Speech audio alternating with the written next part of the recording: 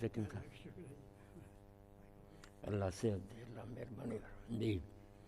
خیریت فضل و کرم فرمائے تندرستی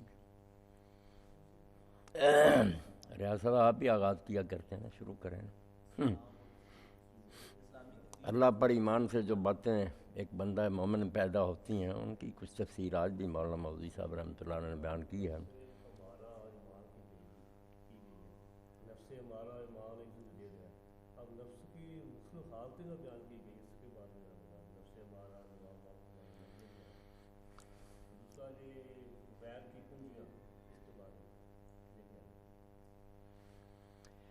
نفس امارہ کی بات کرتے ہیں ریاض صاحب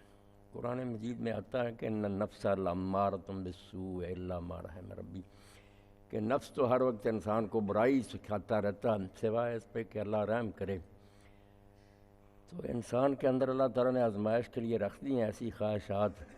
جو انسان کو گمراہ کرنے کی کوشش کرتی ہیں ادنا باتوں کی طرف لے جانا چاہتی ہیں اعلیٰ اصول اور اقدار جو ہیں ان کو پامال کرنے کا کہتی ہیں جب انسان ان کو پھر اللہ تعالیٰ پر ایمان لا کر اور خوف آخرت دیے کچھ ٹھیک کرتا تو پھر اس کی حالت بدل جاتی پھر لوامہ ہو جاتا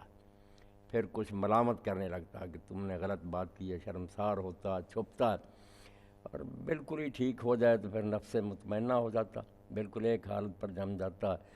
خوف اور طمع کسی حالت میں بھی وہ ڈگمگاتا نہیں اللہ کے احکام پر قائم رہتا چیز ایک ہی ہے بس وہ انسان کے اندر جو چیز ہے نا سمجھانے والی وہ اگر برائی کی طرف دعوت دیتی تب مارا ذرا ٹھیک ہو جائے کچھ اچھی باتیں بتائے اور غلط بات پر وہ ٹوکے لوامہ بالکل ہی درست ہو جائے تو مطمئنہ ہو جاتا اللہ نے تو نفس مطمئنہ کے لیے کہا نا کہ ہم اس کو آواز دیں گے کہ چل اپنے رب کی طرف میرے نیک بندوں میں داخل ہو گیا جنت میں چلا جا